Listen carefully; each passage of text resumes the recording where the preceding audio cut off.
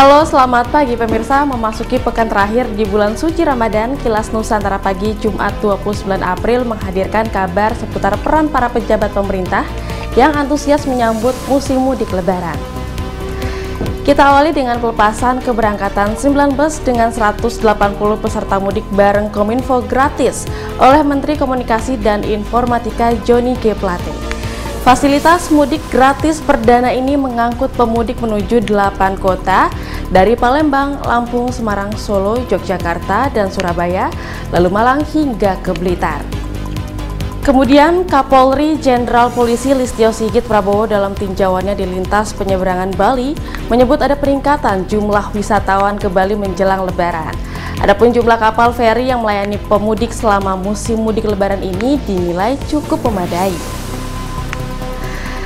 Informasi ketiga ini ada Menteri BUMN Erick Thohir yang melaksanakan zikir dan tablik akbar bersama ribuan warga di Kota Pangkal Pinang, Provinsi Kepulauan Bangka Belitung.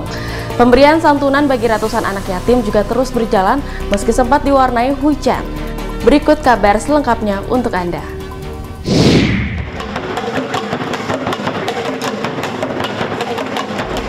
Menteri Komunikasi dan Informatika Johnny G. Plate melepas keberangkatan bus peserta mudik bareng Kominfo di kantor Kominfo Jakarta Kamis 28 April. Program mudik gratis yang diselenggarakan untuk pertama kalinya oleh Kemkominfo ini untuk memfasilitasi para pegawai di lingkungan Kemkominfo. Sebanyak 9 armada bus disiapkan untuk mengangkut 180 orang pemudik ke 8 kota, yaitu Palembang, Lampung, Semarang, Solo, Yogyakarta, Surabaya, Malang, dan Blitar. Sekalian, dari Kominfo yang berangkat tadi 9 bus, sekitar 180 peserta, tetapi pasti jumlahnya lebih karena sebagian terbesarnya sudah melakukan perjalanan dengan menggunakan transportasi umum dan transportasi pribadi. Selain itu, Johnny memastikan kelancaran jaringan telekomunikasi di jalur mudik agar para pemudik mendapatkan jaringan yang berkualitas ketika menuju ke kampung halaman. Johnny pun mendorong pergerakan ekonomi di daerah, karena dalam 2 tahun terakhir, banyak pegawai yang tidak dapat mudik akibat pandemi COVID-19. Tak lupa, ia mengingatkan pentingnya penerapan protokol kesehatan selama pulang ke kampung halaman. Dari Jakarta, Fazar Ilham, Kantor Berita Antara, mewartakan.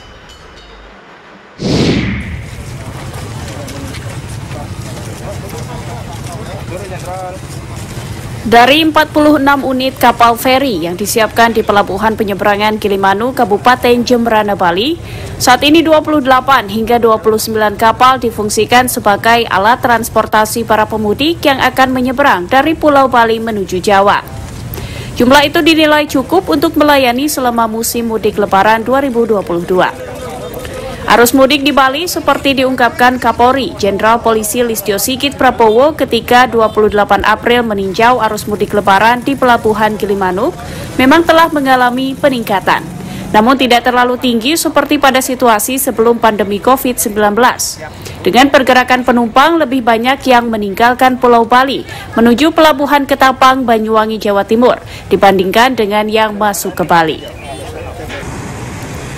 Sementara hunian di sekitar lokasi wisata menurutnya meningkat 53% dan diperkirakan akan terus bertambah mendekati Idul Fitri karena ada kecenderungan Bali menjadi tujuan wisata dan kini menjadi destinasi wisata dengan capaian tertinggi di Indonesia. Sehingga diharapkan mampu menjadi modal untuk menghadapi sejumlah perhelatan internasional setelah adanya lonjakan kunjungan wisata. Dan mudah-mudahan laju COVID tetap bisa kita kendalikan dan kita bisa masuk ke beberapa event internasional yang sudah sangat dekat, dan ini semuanya perlu kesiapan yang baik.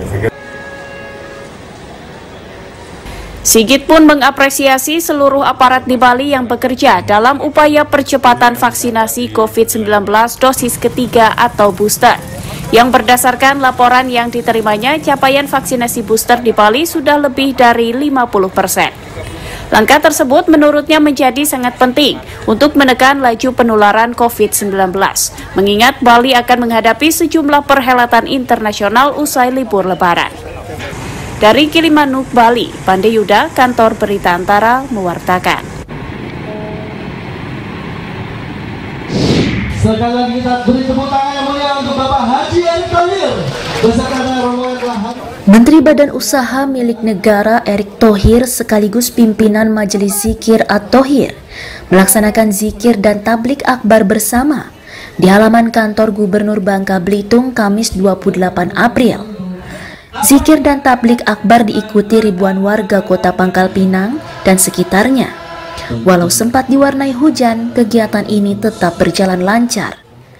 Dalam kesempatan yang sama, Erick Thohir juga menyantuni 500 anak yatim dan duafa, serta menyerahkan bantuan pembangunan masjid dan pondok pesantren kepada Majelis Zikir At-Thohir.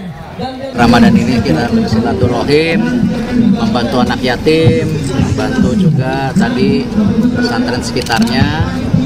Tentu nawaitu niat baik ini tidak lain tentu mengingat almarhum Bapak saya Haji Muhammad Thohir yang kebetulan sudah 5 tahun, dan alhamdulillah juga kita bisa menyelesaikan 2 masjid, satu di Jakarta, Masjid At-Thohir yang tanggal 9 Maret kemarin diresmikan, dan insya Allah nanti di malam takbiran juga ada tablik akbar, insya Allah ada di sebuah televisi nanti, dan tentu sebuah masjid yang di luar negeri.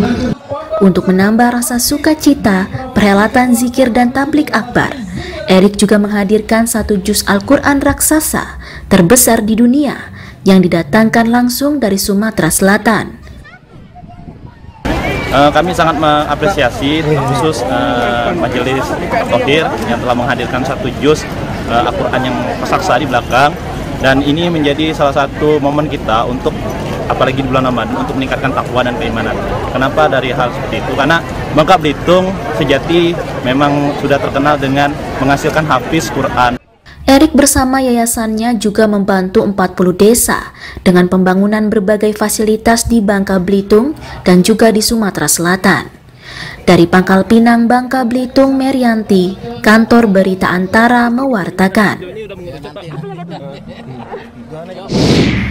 Kami terus mengimbau kepada Anda, utamanya yang melakukan tradisi pulang kampung, untuk selalu mematuhi peraturan lalu lintas dan menjalankan mudik dengan sehat dan aman. Semoga sampai tujuan dengan selamat ya pemirsa.